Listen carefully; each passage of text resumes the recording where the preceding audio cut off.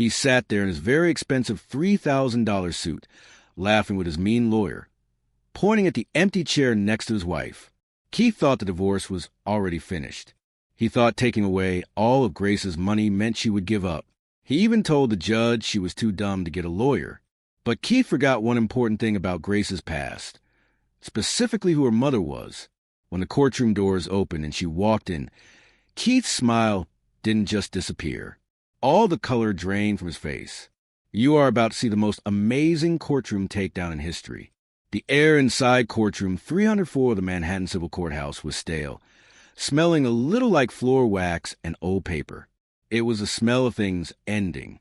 But for Keith Simmons, it smelled like winning. Keith fixed the sleeves of his fancy Italian suit. Leaning back in the leather chair at his table, he checked his watch, a vintage Patek Philippe that cost more than most people's cars, and let out a sharp, mean breath through his nose. "She's late," Keith whispered to the man beside him. Or maybe she finally realized it's cheaper to just quit. Beside him sat Garrison Ford. Garrison wasn't just a lawyer. He was a weapon. He was the top partner at Ford, Miller, and O'Connell. He was known in New York legal circles as the Butcher of Broadway. He didn't just win divorce cases. He destroyed the other side until there was nothing left but ashes and a good settlement. Garrison smoothed his silver tie, his eyes looking over the papers with bored interest. "It doesn't matter if she shows up, Keith," Garrison said quietly, his voice rough. "We filed the emergency order to freeze all the money on Monday. She has no access to any cash. No money means no lawyer. No lawyer against me means she walks away with whatever scraps we decide to give her." Keith smiled, looking across the aisle. Sitting there alone was Grace. She looked smaller than Keith remembered. She wore a simple gray dress that she'd owned for years. Her hands were folded neatly on the old wooden table, her fingers locked together so tight that her knuckles were white. There were no stacks of files in front of her, no helpers whispering plans, no pitcher of ice water, just Grace staring straight ahead at the empty judge's bench. "Look at her." Keith laughed loud enough for the few people in the back to hear. "Pathetic. I almost feel bad for her. It's like watching a deer waiting to get hit by a truck." "Focus," Garrison warned, though a small smile played on his lips. "Judge Henderson is strict about behavior. Let's get this done quickly. I have a lunch reservation at Le Bernardin at 1 o'clock. "Don't worry, Garrison. By 1 o'clock, I'll be a free man, and she'll be looking for a tiny apartment in Queens." The bailiff, a heavy-set man named Officer Kowalski, who had seen enough divorces to lose faith in people twice, called out loudly, "All rise." The Honorable Judge Lawrence P. Henderson presiding. The room shuffled to its feet. Judge Henderson swept in, his black robes flowing. He was a man with sharp features and short patience, known for getting through his cases fast. He took his seat, adjusted his glasses, and looked down at the people in front of him. "Be seated," Henderson commanded. He opened a file in front of him. Case number 24, DIV 0091, Simmons versus Simmons. We are here for the preliminary hearing about dividing a property and the request for spousal support. Henderson looked at the plaintiff's table. "Mr. Ford, good to see you again." "And you, Your Honor," Garrison said, standing smoothly. "We are ready to go." The judge turned his look to the defense table. He frowned. "Mrs. Simmons," Judge Henderson said, his voice echoing slightly in the high-ceilinged room. "I see you are alone. Are you expecting a lawyer?" Grace cleared her throat. Her voice was soft, shaking slightly. I am, Your Honor. She should be here any minute." Keith let out a loud, fake scoff. He covered his mouth with his hand, but the sound was clear. Judge Henderson's eyes darted to Keith. "Is there something funny, Mr. Simmons?" Garrison Ford stood up immediately, placing a hand on Keith's shoulder to stop him. "Apologies, Your Honor. My client is simply frustrated. This process has been dragged out, and the stress is a lot." "Keep your client's frustration silent, Mr. Ford," the judge warned. He turned back to Grace. "Mrs. Simmons, court began 5 minutes ago. You know the rules. If your attorney is not here—" "She's coming," Grace insisted, her voice gaining a little more strength. "There was traffic." "Traffic," Keith muttered. leaning forward so his voice carried across the aisle. Or maybe the check bounced. Grace. Oh, wait. You can't write a check. I canceled the cards this morning. Mr. Simmons. The judge banged his gavel. One more outburst, and I will hold you in contempt. My apologies, Your Honor, Keith said, standing up and buttoning his jacket, pretending to be humble. I want to be fair here. My wife is clearly confused. She doesn't understand how complicated the law is. She has no income, no money. I offered her a generous settlement last week, $50,000, and the 2018 Lexus. She refused. Keith turned to look at Grace, his eyes cold and empty. I tried to help you, Grace, but you insisted on playing games. Now look at you, sitting there with nothing. You don't have a lawyer because nobody wants to work for free. Mr. Ford, control your client. Judge Henderson snapped. Your Honor, Garrison Ford said smoothly. While my client's passion is unfortunate, his point is valid. We are wasting the court's time. Mrs. Simmons clearly has not gotten a lawyer. Under the precedent of Vargas versus State, we moved to go ahead immediately with default judgment on dividing the property. She has had months to prepare. Judge Henderson looked at Grace. He looked tired. Mrs. Simmons, Mr. Ford is technically correct. The court's time is valuable. If you cannot bring a lawyer right now, I have to assume you are representing yourself pro se, and given how complicated the accounting is in your husband's estate, that would be unwise. I am not representing myself, Grace said, her eyes fixed on the double mahogany doors at the back of the room. Please, just 2 more minutes. She's coming. She's stalling, Keith hissed. She's got nobody. Her father was a mechanic, and her friends are all suburban housewives. Who is she going to call? Ghostbusters. Keith laughed again, a cruel barking sound. He felt unbeatable. He looked at Grace, the woman he had promised to love and cherish, and saw only an obstacle he was about to crush. He wanted to embarrass her. He wanted her to know that leaving him was the biggest mistake of her life. Your Honor, Garrison pressed, sensing the win. I moved to deny her request for more time. Let's end this show. Judge Henderson sighed. He picked up his gavel. Mrs. Simmons, I'm sorry. We cannot wait any longer. We will proceed with... Bam! The double doors at the back of the courtroom didn't just open. They were thrown wide with force that rattled the frames. The sound echoed like a gunshot. Everyone turned. Keith spun around in his chair, annoyed at the interruption. Garrison Ford frowned, his pen hovering over his notepad. The courtroom fell into a stunned silence. Standing in the doorway was not a struggling public defender. It was not a cheap strip mall lawyer. Standing there was a woman who looked to be in her late 60s, though her posture was as straight as a steel beam. She wore a perfectly tailored white suit that cost more than Keith's entire wardrobe.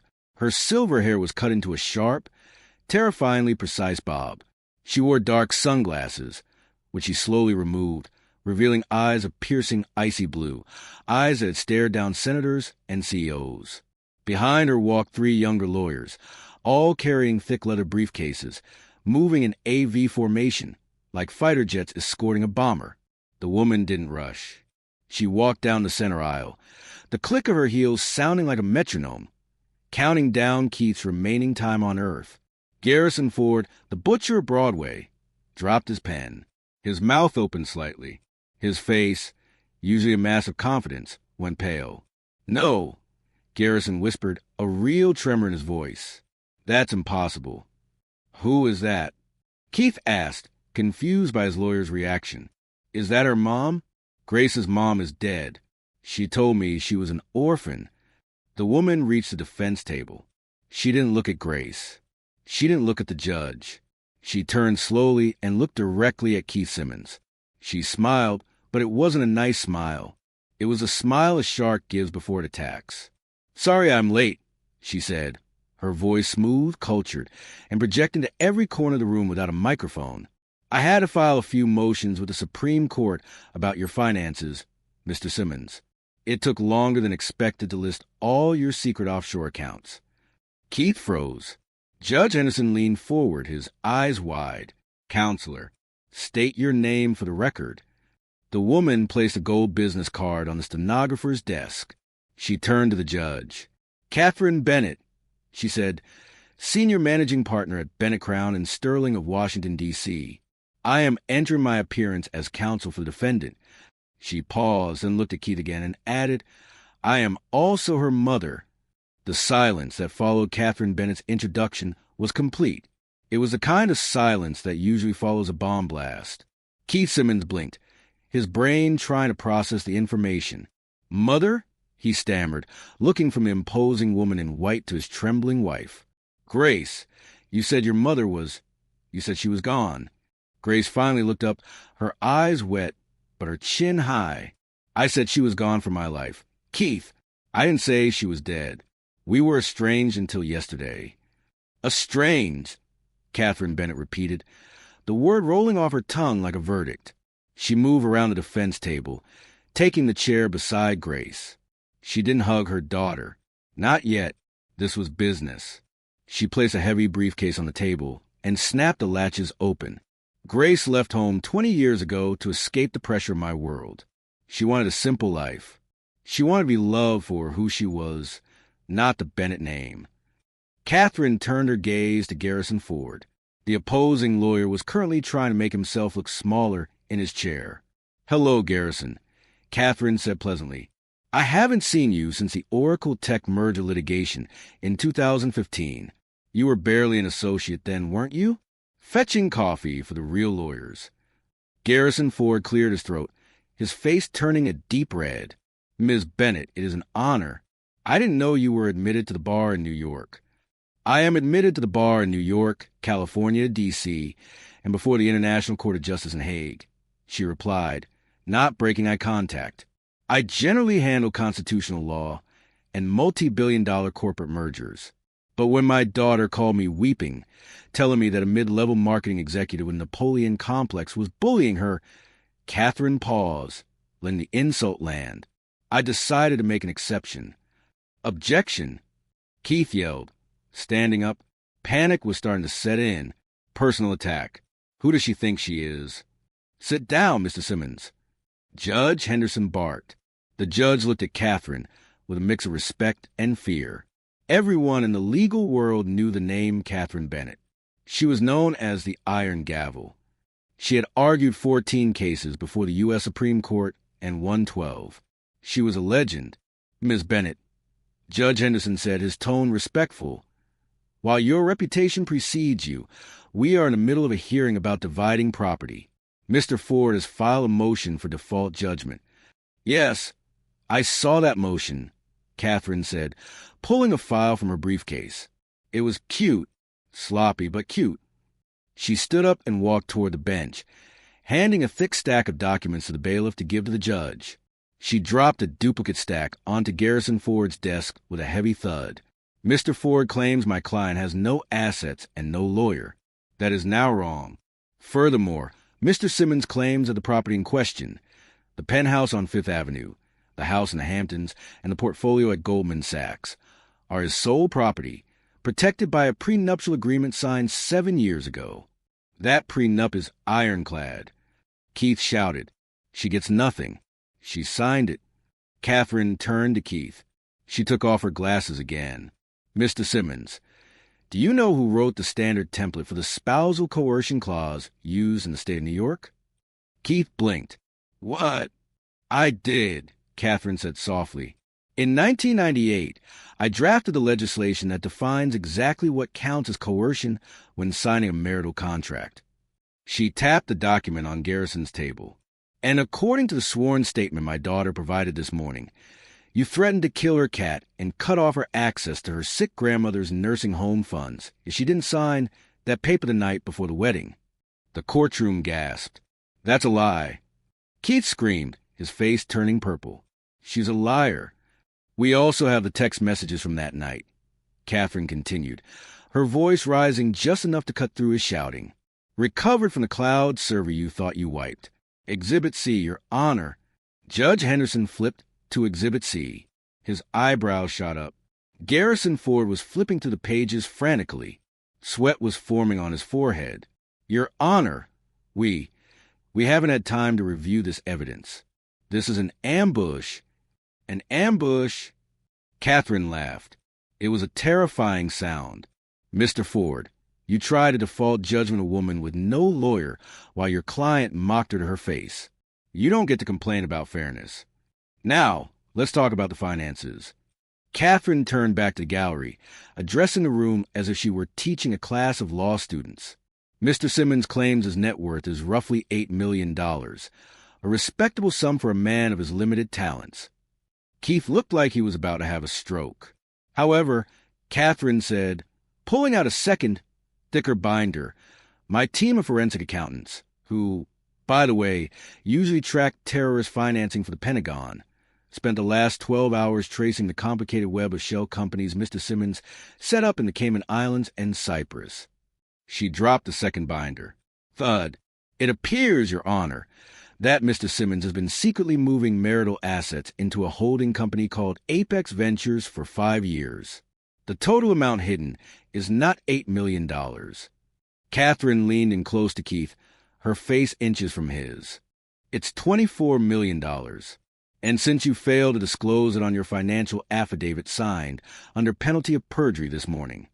Catherine smiled at the judge. That constitutes felony fraud. Keith slumped back into his chair. He looked at Garrison. Do something, he hissed. Garrison Ford looked at the documents. He looked at the judge, who was glaring at Keith with burning intensity. Then he looked at Catherine Bennett, who was checking her manicured nails. I need a recess, Garrison croaked. Request denied. Judge Henderson said instantly, I want to hear more about these Cayman accounts. Ms. Bennett, please continue. Catherine smoothed her skirt. Thank you, Your Honor. But before we get to fraud, I'd like to address the matter of the mockery my client endured about her lack of a lawyer. She walked back to Grace and placed a hand on her shoulder. For the first time, Grace looked up at her mother and smiled, a genuine, hopeful smile. Keith, Catherine said, her voice dropping to a conversational, almost intimate tone. You mocked my daughter because you thought she was weak. You thought that because she is kind. She is defenseless. You mistook her silence for surrender. Catherine turned to the court reporter. Let the record show, she stated clearly, that Grace Simmons is now represented by Catherine Bennett, and I am not here to negotiate a settlement, Mr. Ford. She looked at Keith, her eyes flashing with a cold, hard light. I am here to take everything. The house, the cars, the hidden money, the reputation. I am going to peel your life apart layer by layer until you are left with exactly what you tried to leave my daughter with, nothing. Mr. Ford, Catherine said, gesturing to the podium, your witness. The courtroom air had shifted. It was no longer stale. It was electric. The few people in the back, mostly bored law clerks and retirees, were now leaning forward, their phones out, texting friends that something major was happening in courtroom 304. Judge Henderson rubbed his temples. Mr. Ford, do you wish to cross-examine? Well, I suppose there is no witness yet. Ms. Bennett, you have the floor. Thank you, Your Honor, Catherine said, standing tall. I call Keith Simmons to stand as a hostile witness. Keith froze. He looked at Garrison Ford. Do I have to? You're the plaintiff, you idiot, Garrison whispered harshly, wiping sweat from his upper lip. Get up there, and for the love of God, don't lie. She knows everything. Keith walked to the witness stand. His legs felt heavy. He sat down, and the bailiff swore him in. He looked out at the court, trying to regain his composure. He was Keith Simmons. He was a successful businessman. He was the man who made the deals. This old woman was just bluffing. Catherine walked to the podium. She didn't bring any papers. She just rested her hands on the wood and looked at him. Mr. Simmons, she began, her voice deceptively light. Let's talk about the traffic you mentioned earlier. The traffic that delayed my daughter. Keith scoffed nervously. It was a figure of speech. She's always late. She's disorganized. Disorganized, Catherine repeated. Is that why you handled all the finances in the marriage? Because Grace was too disorganized to understand numbers. Exactly, Keith said, gaining confidence. Grace is a dreamer. She paints. She volunteers at the animal shelter. She doesn't understand ROI or equity positions. I did everything to protect our future. To protect your future? Catherine nodded. Is that why you purchased a condo in Miami on March 14th of this year? The one listed under Simmons Holdings, LLC. Keith blinked. That was an investment property for portfolio. Strange, Catherine said. Because according to credit card statements associated with that property, statements you tried to shred, but which your assistant, poor overworked Ms. Higgins, forgot to delete from the digital recycling bin, you bought furniture for a nursery. Grace gasped in the gallery. Her hand flew to her mouth. Keith turned pale. It was staging for resale value. Staging, Catherine said, stepping closer. And a diamond tennis bracelet purchased from Tiffany's on Fifth Avenue 3 days later. Was that for staging, too, or was that for the woman living in the condo? Objection! Garrison Ford stood up, though he looked like he wanted to be anywhere else. Relevance, Your Honor. New York is a no-fault divorce state. Infidelity doesn't impact the division of assets. It does when marital funds were used to facilitate it. Judge Henderson ruled, his eyes narrowing at Keith. Overruled. Answer the question, Mr. Simmons. Keith gripped the railing of the witness box. I don't know what she's talking about. Catherine smiled. It was a smile of a predator who tasted blood. You don't? Okay, let's move on from the mistress for a moment. We'll circle back to Sasha later. Keith flinched at the name. Let's talk about your company, Apex Ventures, Catherine continued. You swore in your affidavit that your income last year was $400,000. That's correct, Keith said quickly. The market was down. The market was down, Catherine mocked. She turned to the jury box, which was empty, as this was a bench trial, then back to the judge. Your Honor, I have here bank records from the First National Bank of Cyprus. They show a wire transfer of $2 million entering an account controlled by Apex Ventures on the exact same day Mr. Simmons claimed the market was down. She held up a piece of paper. And here is a withdrawal slip. Mr. Simmons, can you tell the court what you used that $2 million for? Keith stayed silent. His throat was dry. I'll help you, Catherine said. You bought cryptocurrency. Specifically an untraceable coin that you stored on a cold storage hard drive, a hard drive that is currently sitting in a safety deposit box at the Grand Central Branch of Chase Bank, box number 404. Keith's jaw dropped. How? How did you? I'm Catherine Bennett, she said simply. Finding money is what I do. Now, here's the problem, Keith. You didn't declare that $2 million. You didn't declare the crypto, and you certainly didn't share it with your wife.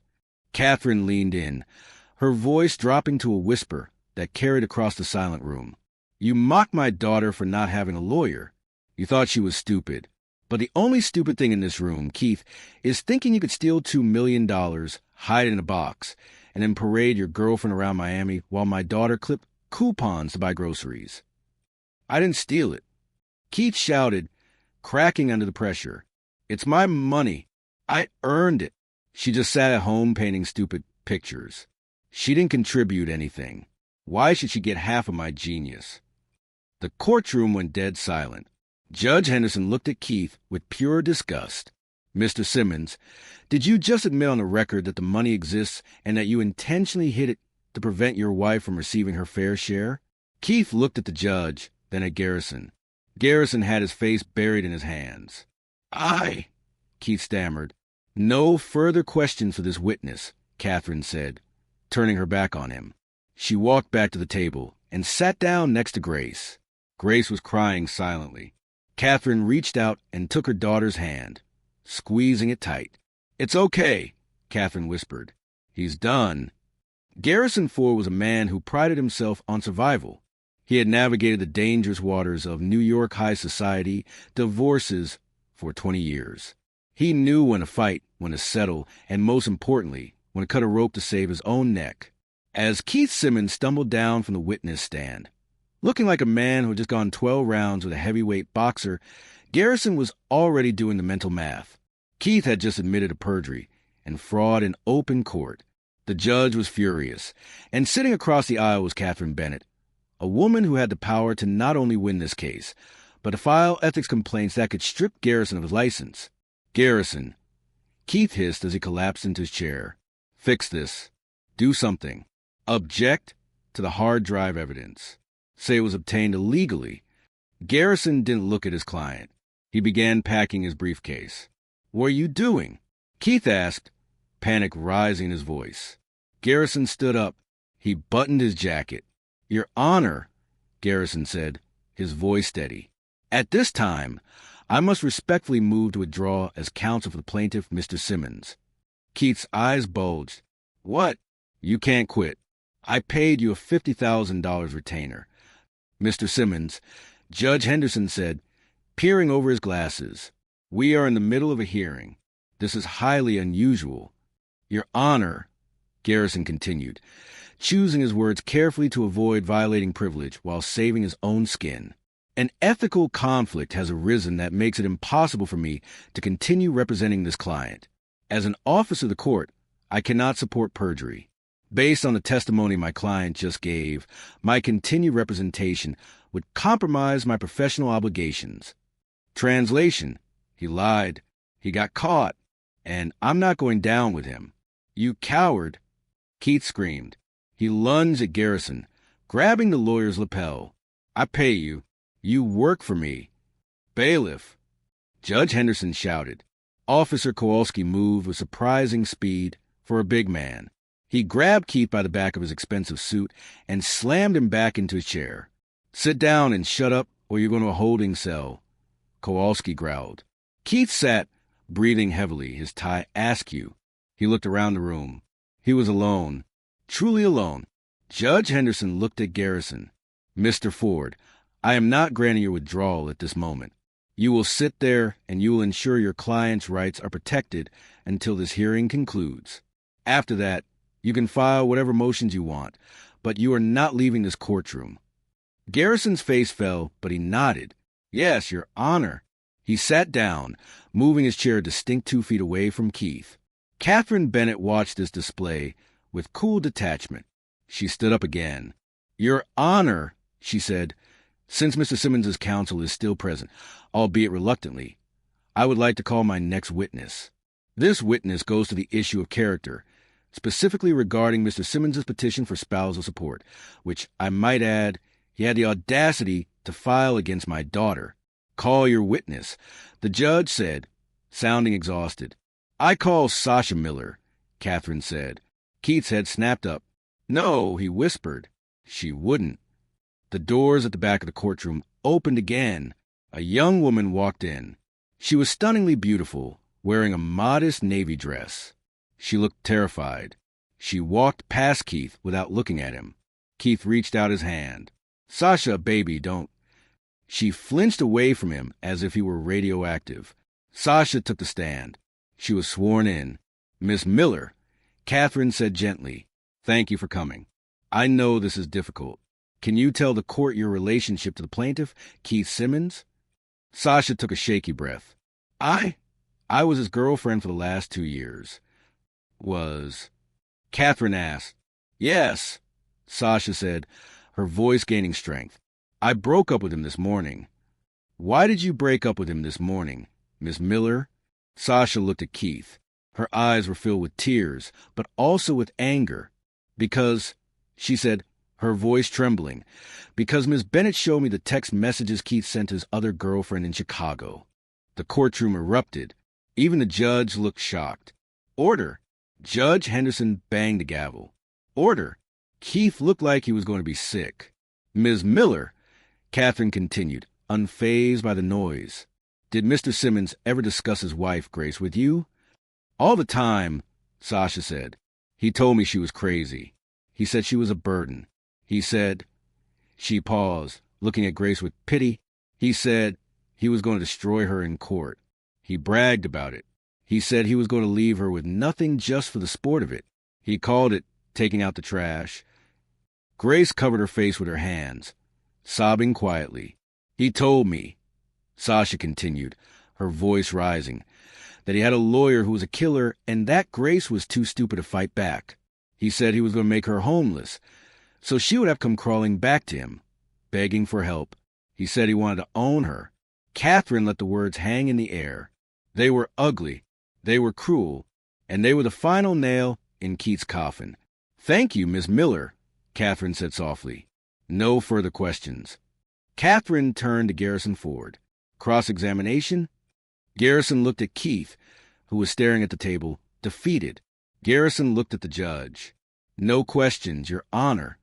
Judge Henderson took off his glasses and cleaned them slowly with a microfiber cloth. He didn't look at the papers in front of him. He looked at Keith Simmons. "Mr. Simmons," the judge began, his voice dangerously low. "In my 20 years on the bench, I have seen some truly terrible behavior. I have seen people fight over dogs, over silverware, over children, but I have rarely seen a display of arrogance and cruelty quite like this." Keith didn't look up.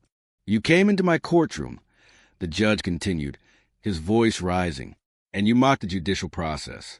You mocked your wife. You attempted to weaponize this court to abuse a woman you swore to protect. You committed perjury. You committed fraud." The judge turned to Grace. "Mrs. Simmons, I owe you an apology. The court should have protected you sooner." Grace nodded, wiping her eyes. Catherine put an arm around her. "However," Judge Henderson said, putting his glasses back on, "I am now in a position to fix that." He picked up his pen. "I am issuing a temporary ruling immediately. The final judgment will follow once Ms. Bennett's team completes a full forensic audit of Mr. Simmons's assets. Every single penny. First, the judge ruled, I am freezing all assets belonging to Keith Simmons, Apex Ventures, and any other entity he controls. Access is granted solely to Mrs. Simmons and her counsel." Keith groaned. "Second, I am awarding Mrs. Simmons immediate exclusive use and occupancy of the marital residence on Fifth Avenue and the Hamptons property. Mr. Simmons, you have 2 hours to vacate. You may take your clothes and personal hygiene items. That is it. If you remove a single piece of furniture, a single painting, or a single light bulb, I will have you arrested. Third," the judge said, looking at Garrison Ford, "Mr. Ford, I am referring the transcript of today's hearing to the district attorney's office for potential charges regarding perjury and wire fraud against your client. And I suggest you cooperate fully if you wish to keep your license." "Yes, Your Honor," Garrison said quickly. Finally, the judge said, looking at Catherine, "Ms. Bennett, regarding legal fees." Catherine smiled. "Yes, Your Honor. Mr. Simmons will pay 100% of Mrs. Simmons's legal fees. Given your standard hourly rate, I imagine that will be substantial." "Very substantial, Your Honor," Catherine agreed. "Court is adjourned." Judge Henderson banged the gavel. As the room cleared, Keith sat there, stunned. His life was over. In 2 hours, he had gone from a multimillionaire playboy to a potential felon with nowhere to sleep. He looked up to see Catherine and Grace packing their things. Grace looked different. She stood straighter. The weight was gone. Keith stood up, his legs shaky. He walked over to them. "Grace," he rasped. "Grace, please. You can't do this. Where am I going to go?" Grace looked at him. She didn't look angry anymore. She just looked done. Before she could answer, Catherine stepped in between them. She towered over Keith, even though they were the same height. Her presence was a physical wall. "Mr. Simmons," Catherine said, her voice ice cold, "my daughter doesn't speak to criminals. If you have anything to say, you can say it to my junior associate." She pointed to one of the young lawyers behind her, a sharp-looking man named Toby. "Toby," Catherine said, "give Mr. Simmons your card." Toby handed Keith a card. "Now," Catherine said, taking Grace's arm, "get out of my way. We have a celebratory lunch to get to. I believe Grace has some pain to catch up on." They walked past him. Grace didn't look back. Keith watched them leave. He watched the heavy wooden doors swing shut, sealing his fate. He looked at Garrison Ford, who was already on the phone, presumably calling his own lawyer. Keith Simmons was alone, but the story wasn't quite over yet. As Catherine and Grace stepped out onto the courthouse steps, blinking in the bright Manhattan sunlight, a black sedan pulled up, but it wasn't Catherine's car. The window rolled down. A man sat in the back seat. He was older, with silver hair and a face that looked like it was carved from stone. He looked at Catherine, then at Grace. Grace froze. "Dad." Catherine stiffened. She gripped her briefcase tighter. "Hello, Catherine," the man said. His voice was deep and commanded attention, even over the noise of the city traffic. "I saw the news. The Iron Gavel returns. You made quite a scene in there." "I did what had to be done, William," Catherine said sharply. "I know," the man said. He looked at Grace. "Grace, it's been a long time." Grace looked between her mother and the father she hadn't seen in 20 years. The father who had sided with Keith when they first got married because it was a good business merger. "What are you doing here?" Grace asked. "I'm here," William said, opening the car door, "because Keith Simmons owes me money. A lot of money. And I heard you two just took everything he has." He stepped out of the car. He wasn't there to hug his daughter. He was there for his investment. Catherine stepped in front of Grace again. "She owes you nothing, William. Keith's debt is Keith's problem." "Not according to the loan papers," William said, pulling a document from his jacket. "Keith put up the Fifth Avenue penthouse as collateral for a private loan from my firm 6 months ago. If he defaults, which I assume he is about, that apartment belongs to me." Grace felt the ground shift beneath her feet again. Just when she thought she had won, the past came back to haunt her from a different direction. Catherine looked at the document. Her eyes narrowed. She scanned the signature. "You signed this loan with him?" Catherine asked, looking at her ex-husband with disbelief, knowing he was hiding assets. "Business is business, Kate," William said with a shrug.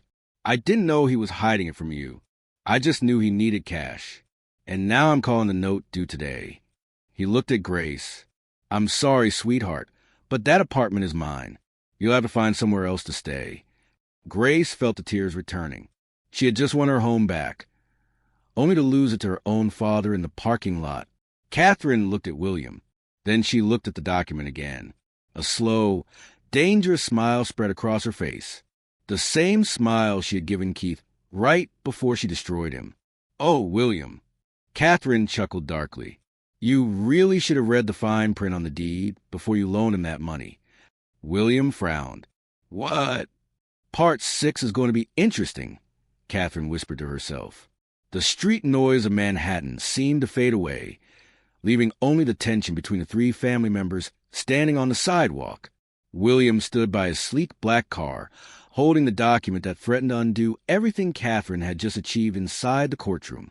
He looked at his ex-wife and daughter, not with affection, but with the cold calculation of a man balancing a ledger. "It's a standard lien, Catherine," William said, his voice empty of emotion. "Keith borrowed $2 million from my private equity firm, Ironclad Capital. He put the deed to the Fifth Avenue penthouse up as collateral. He defaulted on the first payment yesterday. The property is mine." Grace felt her knees go weak. She grabbed her mother's arm for support. "Is that true? Can he do that? Dad, how could you?" "It's business, Grace," William said, though he had the grace to look slightly uncomfortable. "Keith came to me with a business proposition. I didn't know he was stealing from you. But money is money. I can't just write off a $2 million loss. I have investors." Catherine Bennett didn't flinch. She didn't look worried. In fact, she looked like she was holding back a laugh. She stepped closer to William, her heels clicking rhythmically on the concrete. She snatched the document from his hand, her eyes scanning the text with laser-like precision. "Section 4, Clause B," Catherine read aloud, her tone mocking. "The borrower certifies that they have sole and unencumbered ownership of the collateral property." She looked up at William over the rim of her sunglasses. "Did you run a title search, William? Or did you just trust a man who wears too much cologne and calls you sir?" William frowned. "My team ran a preliminary check. Keith's name is on the deed." "His name is on the copy of the deed he showed you," Catherine corrected. She reached into her own briefcase and pulled out a blue folder. "But if you had checked the county clerk's records properly, you would have seen the amendment filed in 2018. She handed the blue folder to William. "In 2018, when Grace was pregnant, before miscarriage, I convinced Keith to transfer property into a family trust to protect it from tax liability," Catherine explained. "He agreed because he's greedy and hates paying taxes, but he didn't read the bylaws of the trust." Catherine smiled, and was the most terrifying thing Grace had ever seen. The trust stipulates that any use of the property as collateral requires the signature of both beneficiaries. Grace never signed your loan agreement, did she, William? William looked down at the document in his hand. He looked at the signature line. There was a scrawl that looked like Grace Simmons, but it was shaky. He forged it, Grace whispered, realizing the depth of Keith's betrayal. He forged my signature. Catherine nodded. Exactly. So, William, here is your dilemma. You are holding a loan agreement based on a forged signature involving a property held in a trust. That makes the contract void. William's face turned a shade of gray that matched the pavement. If the contract is void, then I have no claim on the apartment. Correct, Catherine said cheerfully. And it means you are currently out $2 million with no collateral. That bastard, William growled, crumpling the paper in his fist. He scammed me. He scammed his own father-in-law. He did, Catherine agreed.